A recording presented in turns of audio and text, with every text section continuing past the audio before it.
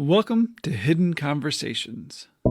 Hidden Conversations is coordinated by WVIK and hosted by Dr. LaDrina Wilson, a leadership and diversity expert and founder of IMAN Consulting. These conversations are designed to delve into many of the most difficult issues of race and equity facing the Quad Cities today.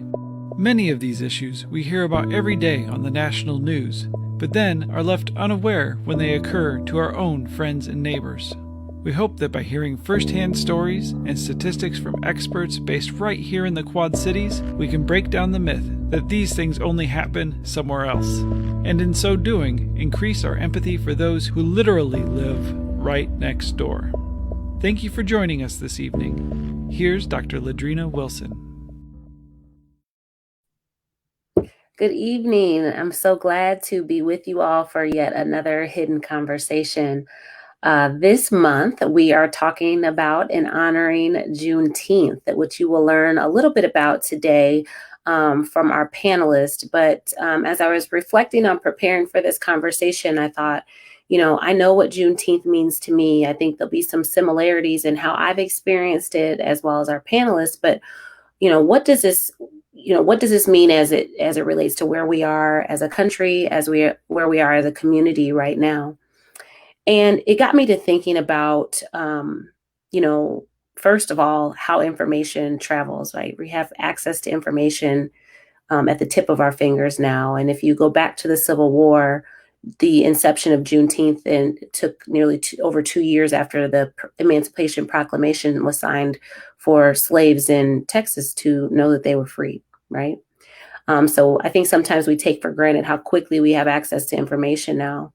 But the other thing that I pondered was, as I was doing some shopping, I noticed that there are some different stores that have like Juneteenth t-shirts that traditionally wouldn't have had that type of merchandise available.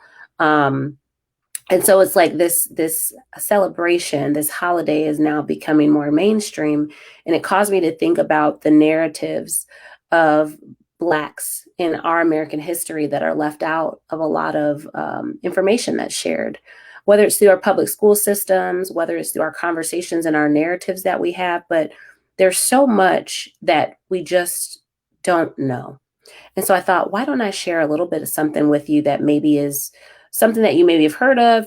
Hopefully it creates some curiosity and you can look a little bit more into it. But the first Memorial Day was originally thought of as Decoration Day, and it was a way to honor those individuals who fought in the Civil War. And so we're going back to the same period when Juneteenth became a recognized opportunity and holiday, a celebration for Blacks who were freed. So on the heels of the Civil War, you see what in a lot of historical context is documented as 1 year after the war as some of the early demonstrations of what we now call Memorial Day, which was at the time called Decoration Day, where you had groups of people gathering, crowds honoring those people who fought in the Civil War. But there's also this other story, right, and other documentation that supports that the first Memorial Day really was led by Blacks in South Carolina, Charleston, South Carolina. There was a racetrack where the Confederate had kept Union soldiers, and I believe there were about 247 of them that died at this space, largely to disease. A lot of people don't realize the Civil War was very deadly, not just because of the fighting, but because of the disease that was spread during that time. But of course, it was the deadliest war that we'd had as Americans at that time. And so there were these mass graves. And so what happened is the freed slaves wanted the Union soldiers to have proper burials. So they spent about 10 days removing the bodies from the mass graves and moving them into a space outside of this racetrack in Charleston, South Carolina. And it's documented that there were roughly 10,000 people, mostly Black residents of Charleston, South Carolina, who honored the Union soldiers in the form of a parade, laying flowers and creating this grave.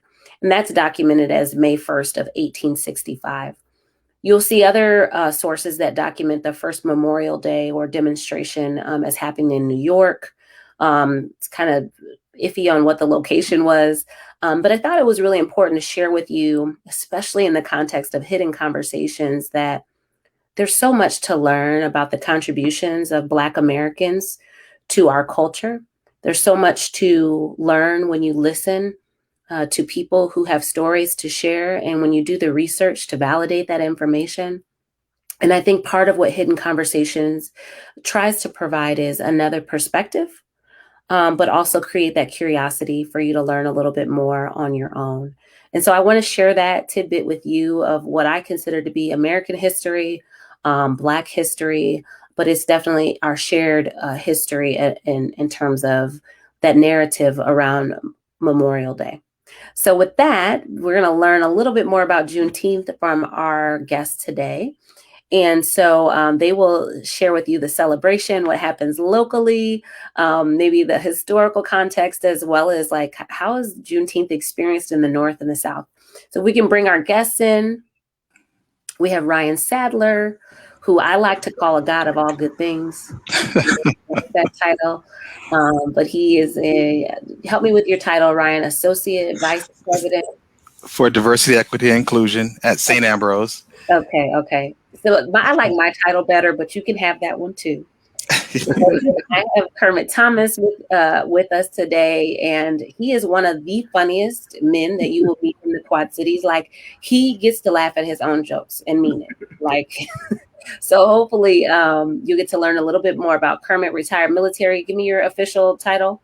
Yeah, right now I am a community activist. I'm very active in working in the community with the youth mostly. And at my church, I'm actually currently the pastor as well. Okay. And of course, the DJ at KALA. Yeah. On Fridays. So check me out from 6 to 9. Tomorrow morning, I'll be on. And so Kermit is also, you didn't say this, but I will say it. Like, you are one of the best MCs. Like, you really know how to engage people. I really appreciate all the programs that I've been to where you have served in that capacity. And so I don't know if he's taken any clients or applications, but if you're looking for somebody, he would be among my top 3 is all I'm saying. Actually, I have a wedding tomorrow. I'm doing Yeah, so you do a really Saturday. Sorry. Jack of all trades. So we definitely appreciate having you here in the community. But let's jump right in. Ryan, you have always brought to the various spaces that I've had the opportunity to share with you, you've always brought this very rich historical perspective specific to the Quad Cities that I think makes you very unique. And so I just want to find out a little bit from you, not just from the national level, but certainly shed some light on that, but also on the local level. Tell us a little bit about the origins of Juneteenth. Yeah, so people understand Juneteenth because we get the question a lot about what is Juneteenth and why do we celebrate it. So to try to be concise in this is Juneteenth is a day that we looked at as this Emancipation Day. That's what it was originally called, Emancipation Day, Liberation Day, when essentially in September of 1862, President Abraham Lincoln signs this preliminary emancipation clause that will go in effect on January 1 of 1863, that all slaves are to be freed. So abolish slavery in the United States. On the surface, that's what that says. Well, that message didn't get through to the residents, about 250,000 slaves in Texas, Galveston, Texas, in particular area, until 2.5 years later. It was June 19th of 1865.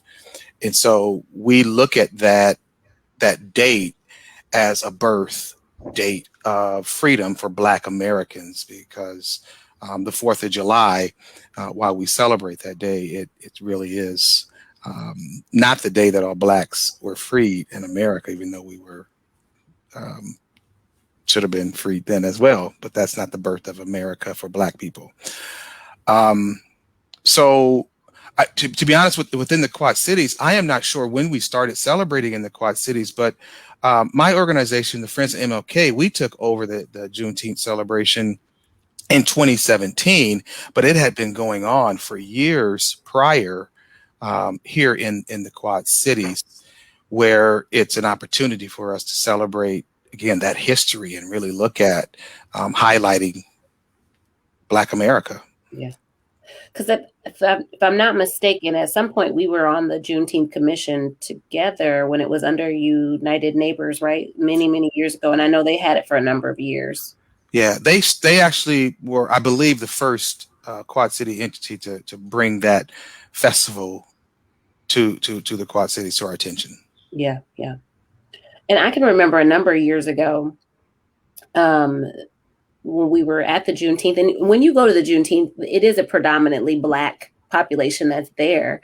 But I can remember we used to do it down in LeClaire Park, and I can remember there started to be more diversity among the participants.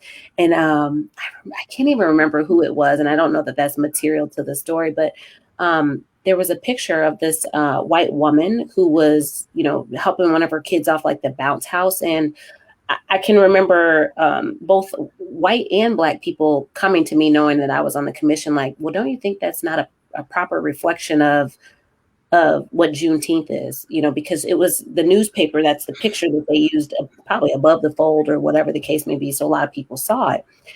And I often think, like, even in my opening remarks, like Black history, American history, right? There's this distinction between the two.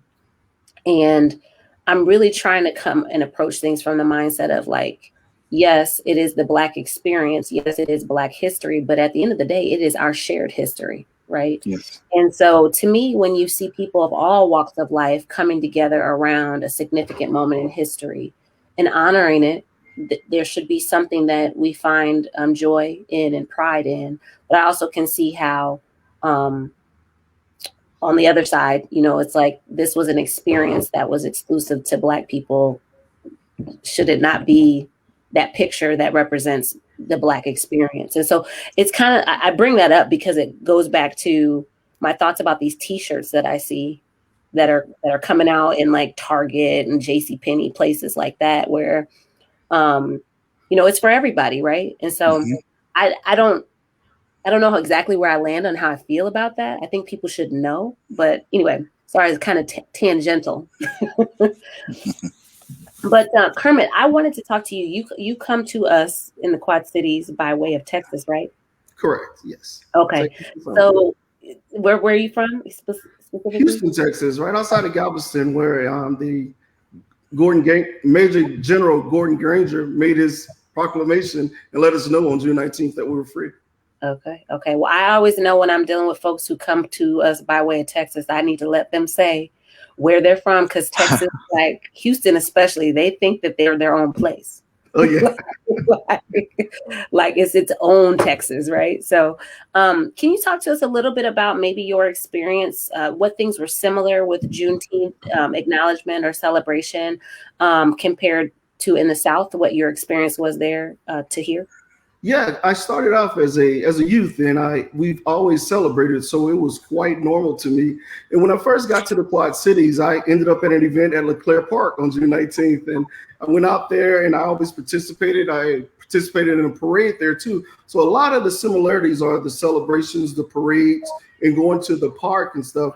I think what was a little bit different things that I saw was the conversation. We can openly say that we're going to have strawberry soda and we're going to have barbecue chicken. But when I got here, it's like, and it's appropriate for your show, Hidden Conversation, that people didn't want to say those things and they thought it was derogatory or something. But I embraced it. The bread that showed, like for the watermelon and the red velvet cake and the strawberry soda, that symbolizes the blood that we shed. But here, when I got to LeClaire, they didn't want to discuss those things, and I actually had a situation with that. But I digress about that. But in Texas, it's a little bit more openly said, and I don't know if like I said, Galveston is only about an hour from where I grew up. Emancipation Park is right in the city where I grew up, so those things are just normal to me, and we discussed them openly, and it was never no stigma to them or anything. But the celebrations and all that stuff is pretty much the same. Okay. So a similar programming and that type of deal. Yes. Okay. From a more personal perspective, what does Juneteenth mean to you, Kermit? to me, it's a symbol of freeing, and it's freeing us. It's kind of like a second Independence Day in 1776, in July 4th, 1776, when they free. I don't think that was completely free because the Black African Americans were not free. I think it's more, to me, it's more like a second Independence Day to where everyone at that point was free. And I think about it in a way that holistically, that as we grow, we have to know that stuff, and we can't let it be hidden and not discussed. We have to understand it, and we have to get it out to other people to know why we celebrate these things and why we're free. Because here, like you said, a lot of people didn't know it. Juneteenth became a state holiday in Texas in 1980. I was almost in high school in 1980. So, but that was coming from 1865, and it just made it to a state holiday in 1980. So there's like a time lapse of these things. They are improving and they are getting better. Information is flowing better and it's getting around and more people are knowing about it. And I truly appreciate the conversation. Yeah. I think we've talked in previous hidden conversations about how there's how the American narrative is told, and it's told predominantly from a white experience perspective. Correct. And I don't say that as a disparaging comment. It just is the reality of the situation. So I'd use the example, I think we talked about this maybe in January, where, we had people last year that were celebrating the suffrage, and they're like, oh, it's been 100 years and women have been able to vote. And I'm like, but not really, right? Like, it's really not been that long. It's because we weren't all able to vote, right? And so when you see these types of things, I don't take it personal. I don't take it, I think it's a habit, that we've been accustomed to kind of our version of history being left out or deleted. And so Juneteenth is an opportunity for us to not only celebrate the history, but also reinsert ourselves into the history and hopefully enlighten some people who don't see how the narratives are left out. Ryan, for you, how do you honor or recognize Juneteenth on a personal level? I know you've got the MLK in your organization, so that's a big commitment, but talk a little bit about that and maybe what personally it means to you. Yeah, I'll be honest. For me, Juneteenth wasn't anything that we really talked about or celebrated. I was well into my adult years before I even knew what heard about Juneteenth, and I still didn't know what it was. And I think some people still today don't really fully comprehend and understand the gravity of what Juneteenth is. And so it's celebratory for me as well, only because I have a recent desire to learn history, to learn my own history. But I have to say this, while it's celebratory, here with Hidden Conversations, I also need to speak to the fact that there are you talked about truths. There are some truths in American history that we choose that haven't been told. And Juneteenth is one of those as well. So that's an example. Juneteenth, Emancipation Day, Liberation Day, is a date that we herald as the day that slavery was abolished. But the Emancipation Proclamation has been called the exception clause, this punishment clause, which basically meant that now we can continue slavery, but by another name. And so I think the deceptions in our history, we can't shy away from talking about the deceptions of our history. In 1807, there was an act that stopped the transatlantic slave trade. Mm-hmm. It was supposed to take effect January 1 of 1808. 50 years later, there were over 4 million more slaves that entered America.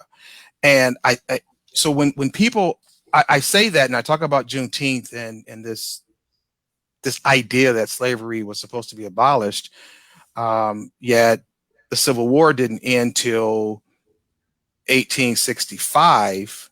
And in the process of freeing slaves, there were still Union states that had slavery, Missouri, Kentucky, and some other places. So there is a little bit of deception in this that we need to understand. And so we celebrate this piece. Kermit is military and understands that. I'm not, but understands that concept. I just grew up from a family that practiced some of this concept of you don't leave a brother down, you don't leave a sister down in the field of battle. Right. And so this concept for us as a family, us as a people, as a Black people, that's what this celebration means to me, is this symbolic piece. While we know slavery it just didn't happen with the pen or with General Granger coming in and saying this in Texas, but it's symbolic to me, to this piece of oneness, that we as a Black people, we are one, but we are one in America. When you look at the colors of the red and the white and the blue of the Juneteenth flag, it's symbolic to us as Americans. And that we can't shy away from our dark history as America, but we can't hold that against anyone that's alive right now. Right. So, absolutely.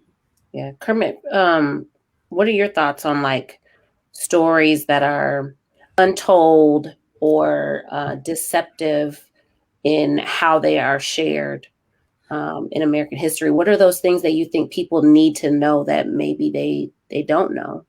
Yeah, I think I will just kind of add on to what Ryan was saying, that in 1865, June 19th, when they announced that we were free, and the Emancipation Proclamation had been signed 2 years before that. So there's 2 year span that went on.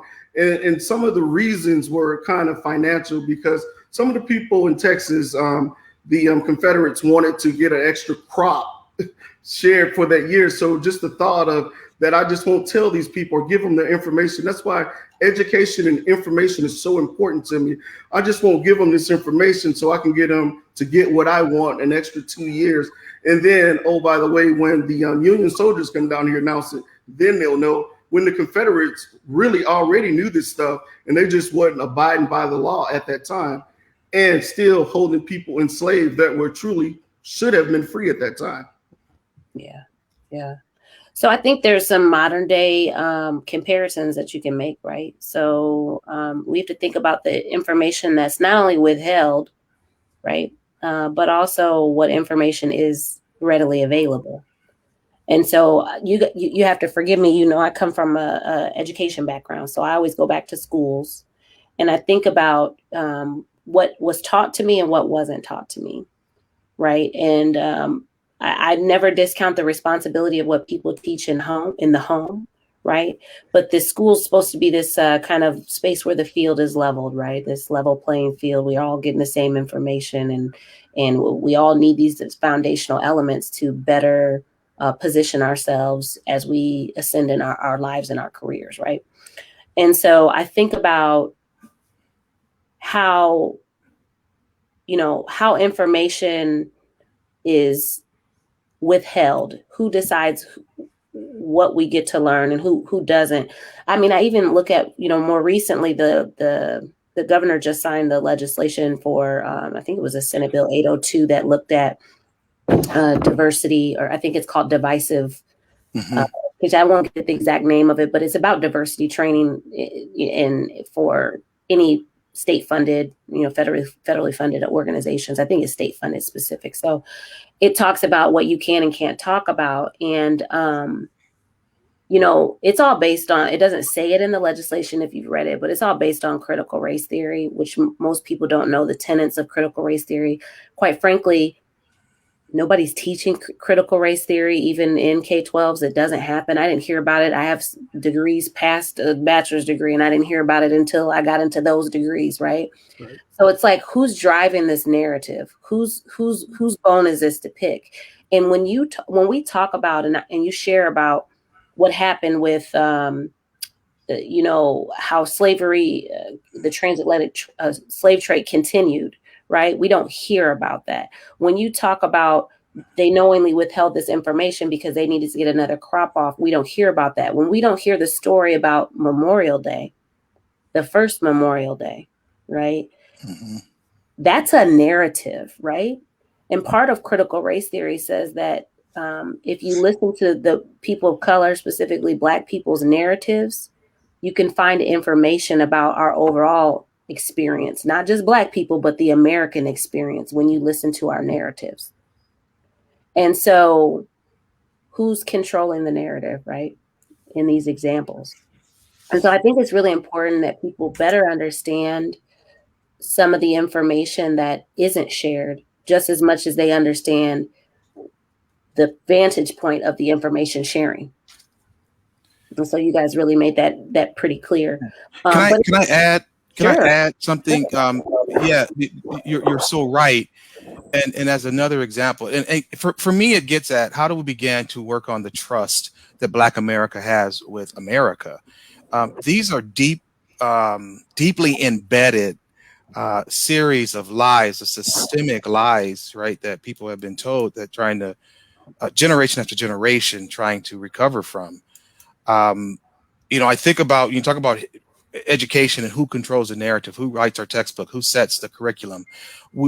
I think about the Daughters of the Confederacy and their successful piece of retelling a story, a narrative in a way that made the Confederacy appear to be the winners of the Civil War. And not only to the point, and so we saw now statues and monuments being tore down over the past year, 2 years. A lot of questions about that. The Daughters of the Confederacy were the money. They were the women. Those women could raise money that men couldn't raise. The men were offended by the fact that these women were stepping on their toes, raising all this money, and they realized that they couldn't raise the money that these women could, and they wanted their stories of their fathers, their grandfathers, their uncles or brothers to be told. And so they created these monuments that would go up across the South and in other places. And not only that, they also had control of the narrative of the textbooks and what was written. And so we're at a similar place right now with the attack on what can or cannot be included, not only in diversity training, but what can or can't be included in our educational system, from our K-12, and even dictating some of the things that may be able to be taught in our public higher ed institutions. That, to me, is a travesty, and we should really raise up to speak to that. There are more people speaking out against the fact of America's true history being taught than a narrative built, a false narrative or a partial narrative of American history. Equity and us fighting for equity in our education system and truths to be told, that is not gaslighting. Gaslighting is the opposite of that, when we continue to deny a people their own history. Yeah. I can't, it actually makes me feel kind of emotional to hear it. You already know it. And when you work and live in this space, you kind of compartmentalize your feelings from it. But this feels more like a conversation than work, right? And so it's just, I think that's why for me, it's always been really important to, like, that responsibility has to start at home on a certain level. Like, people have to be curious on their own and learn how to decipher different types of information. And so we could go into a whole thing on that. Kermit, do you have any thoughts on kind of reflecting on what Ryan's shared? Yeah, I want to mention that too. The formal education part is great, and we do need some adjustments to that, and we need to just be more transparent and truthful about what actually happened. But also, I think that's why June 19th and Black History Month, those things are so important, because you can get tons of information during those things through the pageants and the parades. And when I was a little kid, I used to talk to both of my maternal and paternal grandparents, and they used to tell me things about past history and all those things. So those holidays are really important. And if they're structured right, you can get tons of information out, and you're getting it from the right people, the people that actually support the agenda of getting the correct information out, what happened to our ancestors in the past, and the history of Juneteenth, the history of Black History Month, MLK, and all those other things that are important in the African American community. Well, I mean, I think you guys make an excellent point, and it kind of ties it back to, tying it back to my early comments about the corporations and what they're doing with Juneteenth. Kermit, you said Juneteenth is an opportunity for people to learn about the history, right? Yes. It's dynamic. It's actually a really dynamic way, and we'll talk a little bit more about the specifics a little bit later. But it's a very dynamic way for people to learn about Black history. But I also see these T-shirts where it's a little bit more maybe commercialized, especially following, the murder of George Floyd. You've seen companies come out with either T-shirts, or now we even have companies that are, they've designated Juneteenth as a corporate holiday, a company holiday. So you've got folks like Nike, Target, MasterCard, and so on and so forth who have kind of responded, right? And part of this is an alignment with their stance on systemic racism or racial inequities. And so they're trying to make these gestures. That's what I'll call them, or overtures, to be sensitive. I think in some instances also to be relevant, right? And so, that's why I struggle with this. Okay, I see this Juneteenth T-shirt in whatever store it was, and I'm like, you know what? It is commercialized, but it's also an opportunity for somebody to say, what's Juneteenth? Tell me about that, right? So it's kind of this, I don't know where I sit on the issue. I still kind of struggle with it, but I really want to hear your perspectives, and maybe you can inform me on what are your thoughts on how companies or corporations have responded to Juneteenth in light of kind of the George Floyd murder and the racial inequities that we've experienced. Kermit, maybe we'll start with you. Yeah, I think we're starting to understand the power of the Black consumer and the impact that we could have. I mean, if you go into any African American child, and me too as a child, you're going to see a pair of Nikes. I'm older now, and I still have Nike hat. I still shop at the Target. So they're starting to understand the power of the African American consumer. And so when they put that information out there, like the Juneteenth shirt and different things you may see at some of these other locations, I think it is a good segue into the conversation. But I think there's other things they can do with the amount of money that Black consumers spend on clothing, apparel, and those different things like that. I think we can get more into some education, some scholarship, and some diversity programs in corporate America. I wasn't in corporate America, but I was in the military. And the higher up you go, you'll see less and less African Americans at the table. So if we're spending most of the money in these stores and on these products and things, I think we should be included a little bit more at the table and where the decisions are made and where the money is made, because of the impact that we can have as Black consumers. Yeah, definitely. I think that doing nothing leaves companies and corporations, that's ill-advised, right? Like, you have to have some type of response, but if you have a response that's superficial, right, and it doesn't address some of the systemic issues, then I'm also not satisfied with that. But I'm finding there's a lot of places that they just don't know what to do or don't know where to begin. And so I appreciate some of the insights that you're offering in terms of what people should be doing. I see we've got a comment coming off of Facebook that I really appreciate from Sharita, and it's yes, put more money back into the Black community. Absolutely. That's kind of where I was going with that.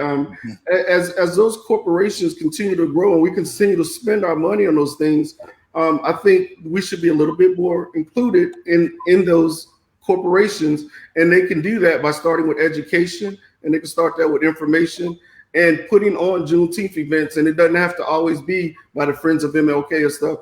Target or some of these corporate donors can sponsor some Juneteenth stuff and get information out to others, because they have the corporate dollars to make a larger event and attract others. Excellent point. Excellent point. What do you think about the local level? What do you feel like our local level response has been, not specific to Juneteenth, but maybe like post George Floyd? What have you seen in the community that honors, recognizes the Black experience, that either resonates with you or that you're like, that didn't really go over well? I see the African American community coming together closer than when I first arrived in the Quad Cities. I'm a transplant, but How long have you been here, Kermit? I arrived there in 2013. Okay. But just in that short time, I've seen it grow closer, especially after the George Floyd event. Okay. Ryan, how about you? What do you think about these, what I call as overtures, or maybe commercialization of some of these Black holidays or Black experiences? I think, yeah, so the economic impact is obvious, I think, one, and a great point to bring up. I think white America is more conscious as a result of George Floyd and what happened. But white America has gone through these periods of consciousness. 1967, 68 was a conscious period for America coming out of the civil rights era. Yet we reverted back to some actions, and so we come out of George Floyd and we see this white consciousness. And when you were looking at last summer, all the protests or the demonstration and marches, and you saw the number of white people out, I got questions like, how come, where are the Black people at? Well, we're cautious. We're suspicious. Is this serious? Is your change real? And so you can say all these things, but we've been here too many times to go out on a limb and to think that you're serious this time. And we want to believe you, but we want to see first. And so we want to see some production, some effect, some change more than in lip service. And I know we've locally before George Floyd and things that were happening locally and across the country, I don't mean that I was a sole part of it, but we in the Black community, we challenged local entities on their statements, just empty statements or statements that didn't have any action behind them. And so then fast forward to George Floyd and this new awakening, I'll say, for white America and what Juneteenth is.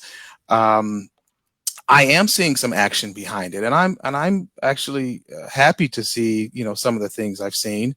But we're talking about a systemic problem that, again, does not change overnight. You can't flip your finger and say a people will change their ways overnight. This is going to take time, and so for us to unlearn ways and to move the needle in ways that needs to be moved. I'm appreciative again of local support. We've gotten tremendous support, to be honest with you, for this Juneteenth festival, from a lot from white Quad citizens and companies and individual support. And as far as seeing the shirts in places, I think I fall on the second half of what you talked about, LaDrina, in terms of the message is going out. And so Target or whoever else has a Juneteenth shirt, someone called me a couple of days ago and say, there's a Juneteenth shirt in the mall, in this store in the mall. And I'm like, okay, good. It's amazing we have to wait till 2021 to see that though. Yeah. And so some of this is good. I think as long as we don't take this and it's spent productively. And so you talk about the income being put back into the Black community towards the educational components and towards those things that have typically been restrictive or divisive, in our communities. Let's be productive. And let's make, let's celebrate our accomplishments and things that may come up, like Juneteenth and conversations that come up. Use these opportunities to have conversations. Mm-hmm.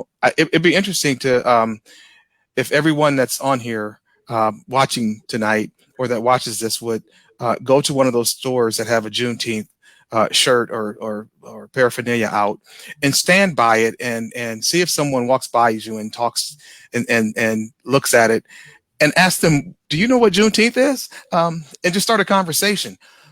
I think we start with conversations, not knowing what the conversation will end with, but it starts with conversations. Mm-hmm. And so let's challenge ourselves to move that way So it's more than just rags, cloth, and monetary gain for companies, but it's impactful. And we began to move conversation, and we began to do what Dr. King's intent was to change hearts. Mm-hmm. Mm-hmm. Yeah, I think the store that I must have seen it in was in the mall, because I recently went to the mall. So now wherever that shirt is, people are going to get flooded with people taking selfies by it. Like, no, but I think equally as compelling conversation starter would be, do the employees who are asked to hang that shirt up know what Juneteenth is? You know, the company has gone the extra mile of making sure they're catering to maybe a different audience, or their consumers, like a broader and more diverse group of consumers. But are you educating your employees? Right? So where does your responsibility begin and end? So anyway, just kind of food for thought. Well, Ryan, you referenced how we've seen this before. And so as I was reflecting on this conversation and thinking, like, I wonder what the first Juneteenth would have been like. Like, what would that experience have been like for our ancestors? Similar to how we have people who will find joy in certain opportunities. Somebody might say, oh yeah, we got a Juneteenth shirt now. Like other people might say they're just trying to make money. The skepticism, right? So I imagine there were people that were hurt, that they had to live that experience for 2 years longer than they should have, and maybe weren't quite ready to celebrate. You know, I imagine that the environment in a lot of ways was similar to where we're at now, right? Some say that we are in the middle of my lifetime's era of a civil rights movement, right? Like we are in the center of that, and maybe history will tell a different story, but I certainly have heard that. And so I think about what was happening post-Civil War at the time. The country was still in battle from the war. You've got Congress that was actively fighting for and against legislation that would provide access for Black folks, but also would take away rights from Black folks, similar to what we see now. You have legislators who are fighting for and against legislation that will limit voter right access for people of color, and people who are fighting for it. I mean, the exact same thing was happening. The fact that they were talking about freed men being able to vote, men, not women. Let me make sure I say that. Right. Let me put my feminist hat on and make sure I say they were talking about Black freed men being able to vote at that time. It's a similar conversation happening today. Okay. Absolutely. And so as I position that and I think about where we are in terms of like social justice, how do you think that this Juneteenth, post George Floyd, we're now face to face again, and we see what's happening on a political level. How do you think this Juneteenth will be different given the social and political climate that we're in right now? Whoever wants to tackle it first can jump right in. Ryan, you want to take it up? Yeah, I'm not sure. I think where we stand, I think, and whatnot maybe. But I'm going to go back to this piece of this suspicious Black America. We're still suspicious, and maybe not as fearful as in 1867, when I think is documented as one of the first kind of broad pieces and of celebrating Juneteenth in Texas. This piece, but they were still under the Freedmen's Bureau. Had to be protected somewhat to have the celebration. And so understand that being free didn't mean like we are free today, right? So suspicious and cautious. I don't know. I think the day is meant to be a celebratory piece. I think it's after Juneteenth that we will probably get into more of the conversation on these pieces. I'm hoping that we can galvanize people at Juneteenth in their understanding of this need to understand Black history and this understanding of systemic oppression and how racism has had its its day in America and still running rampant, that we can galvanize people in a way that we come together to fight against the oppressive practices that you mentioned and that we've seen, and this divisiveness that we see in our country and in our communities. On that front, I think there are some things that need to happen with the violence we see, and I know that there are groups in the community working on those pieces. And but I think we have to find the time to come together, regardless of our race, regardless of our ethnicity, regardless of our socioeconomic status, and really come together and fight against these oppressive practices and behaviors that have so taken over our communities. Mm-hmm. So since we are approaching the Juneteenth festival and activities, what do you think people will see differently, Kermit? What do you anticipate will be different at the local level? Well, at the local level, I think we right now, Sister George Floyd, I think we see a coming together in the Black community, and we just need to be more inclusive of our white brethren and bringing them in as well too, because information is power. So they can't really understand why we feel the way we feel, and we may not be able to understand why they feel the way they feel, because they lack the information we have, and we lack some of the information they have, or the feelings of the history. Because my grandmother surely told me something completely different than some other white guy in Iowa, where I live near now, and me being in Texas, right down the street from where Gordon Granger announced to the slaves that they were free. So her upbringing and her childhood was very different than some white guy that lives in Iowa and what he was told his entire life and what he saw his entire life. So our perspectives are going to be very different. And I want to go back to something you said about the voter suppression. When we talk about when they were freed and Gordon Granger announced it and that they were free, they immediately started working with the church and started talking about voting rights, and for men, of course, LaDrina.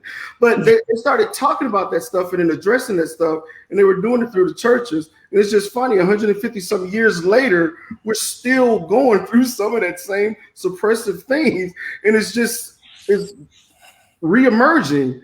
And I'm not even sure that it really went away.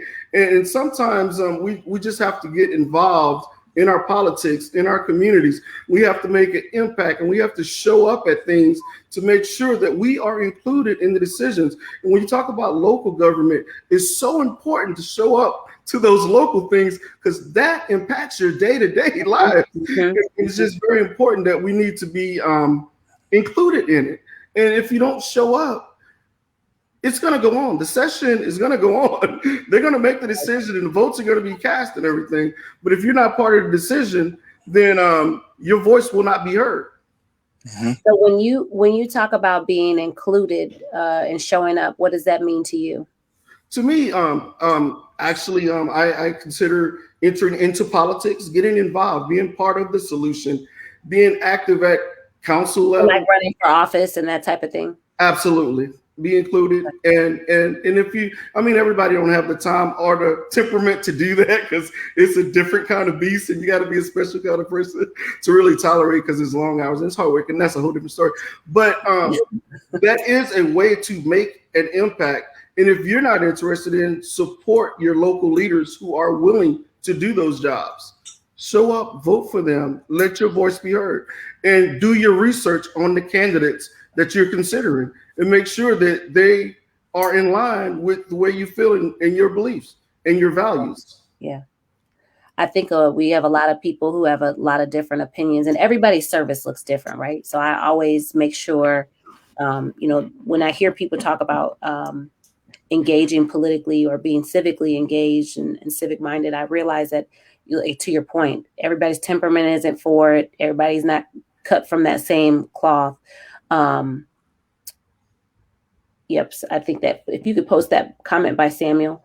But I think one thing that resonates with me, like I always try to tell my kids back in the day, they used to say to me, Mom, well, you're not on PTA, and like all my friends' moms are on PTA. And I'm like, but that's a whole other story. What I did do is I was on the local school improvement committee, right? And so as I was volunteering at the district level. Yeah. right? But they didn't see me in the building. So Yeah. my kids thought, and probably teachers thought, or anybody else for that matter would think you're not involved. And so I think the most important piece is like, first of all, I wanted to hear you explicitly say people should be running. If you want to be a part, if you know what a problem is and you want to be a part of the solution, you need to, if you have time to complain, Absolutely. you might have time to find some solutions and be a part of the solution finding. But also recognizing that it comes in the form of showing up at the polls. It comes in the form of doing your research and voting for a candidate who is not only got your interest in mind, but your community's interest in mind. And there's value alignment, right? Like doing that work is important work too. Volunteering on a campaign. So anyway, there's a number of ways that you can show up. But I think tying it back to Juneteenth, that's a passive opportunity for you to learn a little bit more about what's happening with a different demographic, a different constituency in our community. So I implore our local officials, people who are future local officials and who have aspirations, like engage with all communities, right? Show up to these types of functions and events so you can learn more about the history, but also the current needs and desires of a community. So with that, I want to see, I'll start with you, Kermit. Can you tell me a little bit more about, I know you have the pageant, right, that you're responsible for as part of Juneteenth? Absolutely. I was doing it in February, and I was doing it as Black History Month. And then last year I decided to move it to Juneteenth for this year, but then COVID happened. And the play I was supposed to direct last year, the piano lesson by August Wilson, we had to move that to this year. And it's going to be running from July 16th through the 25th. And it's in honor of Juneteenth. It's just because of scheduling, we had to do it in July. But last year it was actually scheduled and we was going to run it around the 19th of June. And then we were going to do the pageant this year. I was not able to pull both of those off. The play got me really working. And we will try to get the Miss Juneteenth scheduled so we can make sure people attend that next year and get it back on the calendar. The current Miss Quad Cities, Amari Harris, will be Miss Juneteenth as it transitions. Okay. So can you give us a little history of the pageant, or maybe like how it's typically run? Because we know it's going to be resurrected. We're all adjusting post-COVID. Give us it's really a time for us to honor our Black women who are very, very important in the community. Can you say that again? We need to honor our Black women because I just like they're a very, very important part of our community. And so we honor them, but we don't just honor them, and it's not all about the gown and the crown, because we teach them about their finances, we teach them about dating, we teach them about abuse, and of course they have to do history. And last year was a Black History Month, but next year it'll be Juneteenth. So it would be more of giving us history of somebody that inspired you or a story that inspired you about Juneteenth. And that way we're getting that information out. We're supporting the young women in the community, and it helps them in so many ways with their self-esteem, with their education. They get scholarships and they get to work in the community because we do volunteer work. Last year we went and worked with Yolanda's Kitchen serving the homeless. And so we teach them all those things to be servants in the community, to get their education, and that their voices need to be heard as women, as African-American women, as young women, because you have ageism that factors into some things. So we want to make sure that with the pageant that they come out of there confident and pursuing their education and community servants to be that next Dr. LaDrina Wilson or that Miss Iowa like Michaela and all those different positions, or you like Yolanda serving the community on a regular basis. We try to aspire to inspire. Okay, wonderful. Thanks for sharing. Now, Ryan, can you tell us a little bit about like maybe some of the details of the program? You know, and it just occurred to me, we haven't actually said when the program is. We've maybe assumed that people know that, but so can you tell us like where, when, some of those types of things, and what's going to be on the program? Yeah, so the annual Quad City Juneteenth Festival is Saturday, June 19th, 11 a.m. to 6 p.m. at the Lincoln Center, TMBC, which is located at 317 on 7th Street in Davenport, Iowa.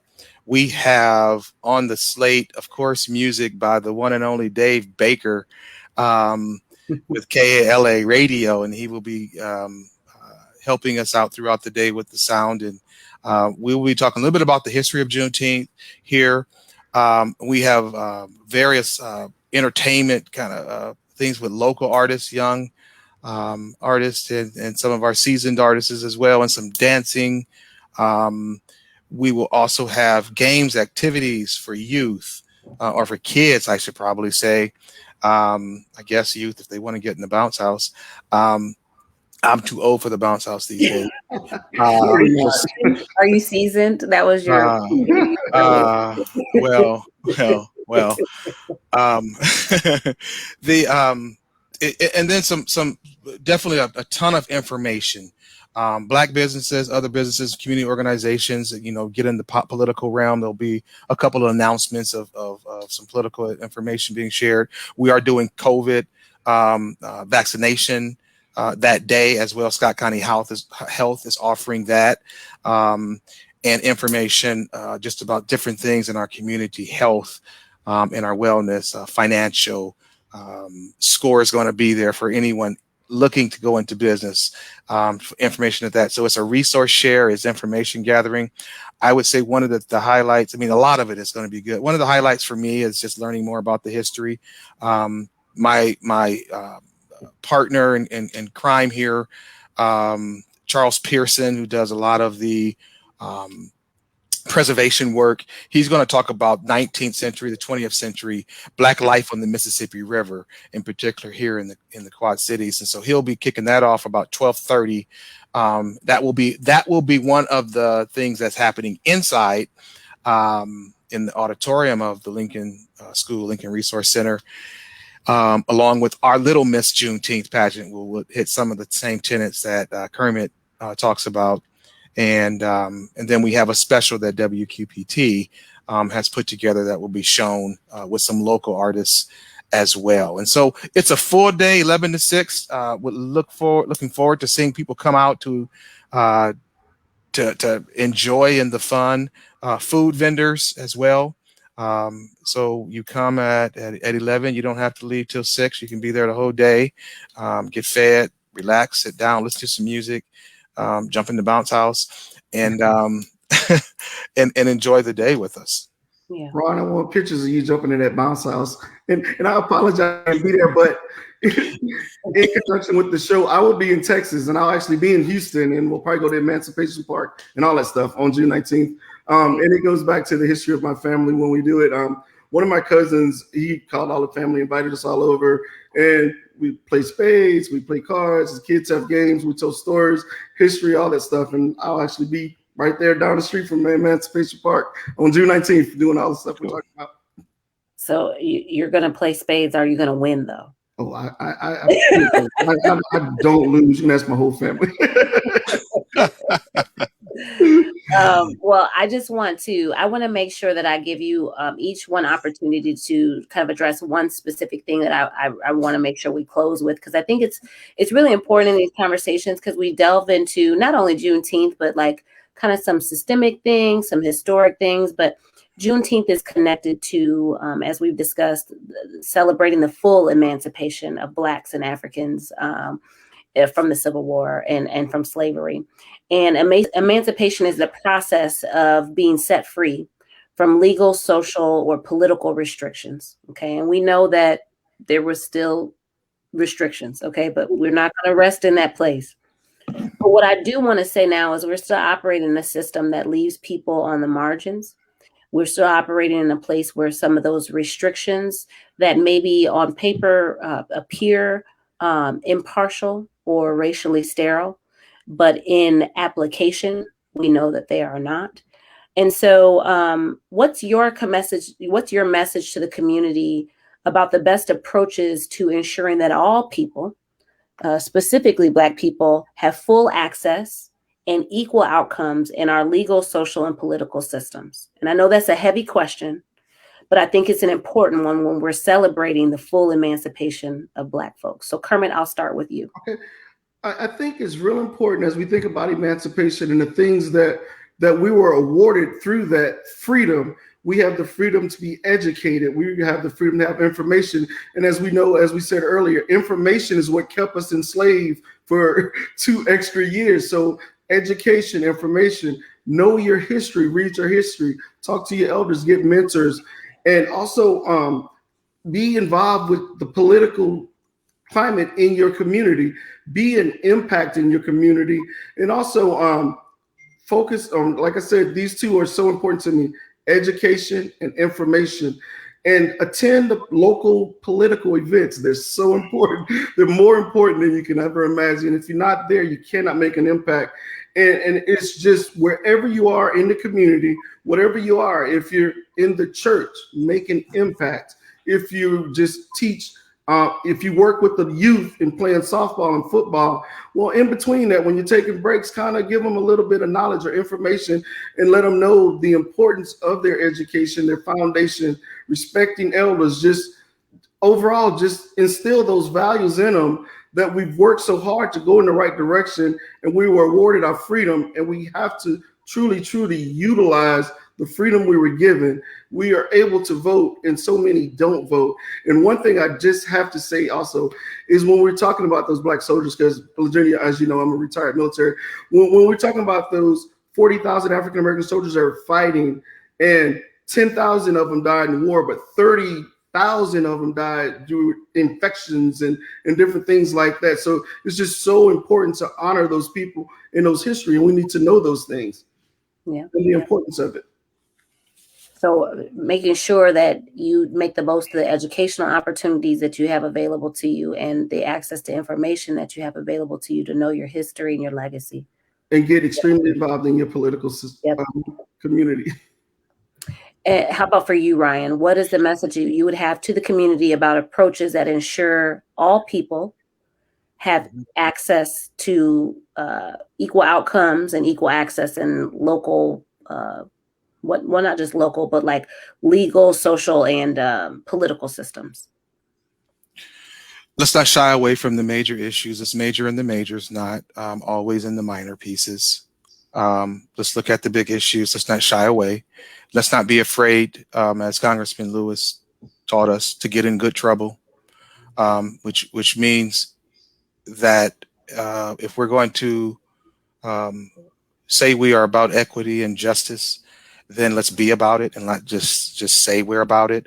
And so that involves, as Kermit has talked about, being involved in our political system. You don't have to run for office to be involved in the political system, to be knowledgeable of who you're circling that oval for, understand where they stand on issues that are core to you.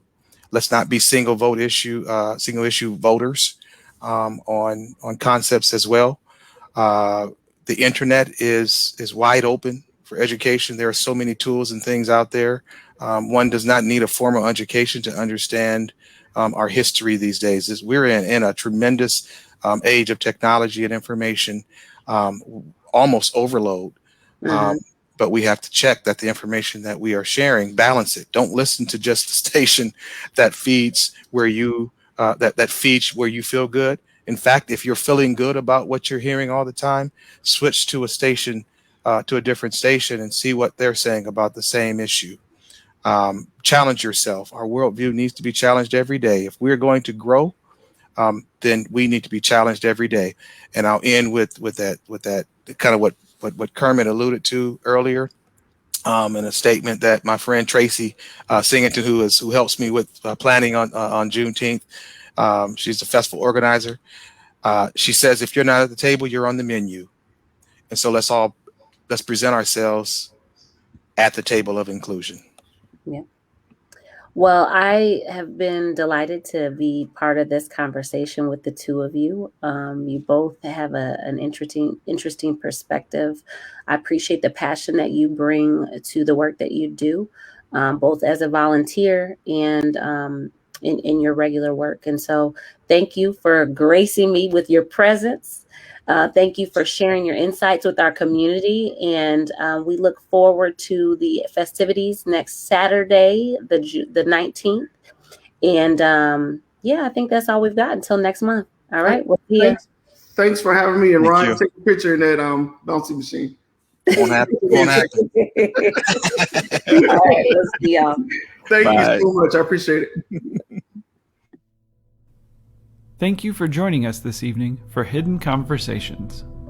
The Hidden Conversations project is coordinated by Dr. LaDrina Wilson, Tracy Singleton, Dr. Lauren Hammond Ford, Ryan Sadler, and me, Jared Johnson. We would also like to thank everyone on the Intelligent Conversations Planning Committee and on WVIK's Community Advisory Board for their support and guidance. Support for tonight's conversation comes from a Healing Illinois grant from the Chicago Community Trust, as well as a United for Equity grant from United Way Quad Cities.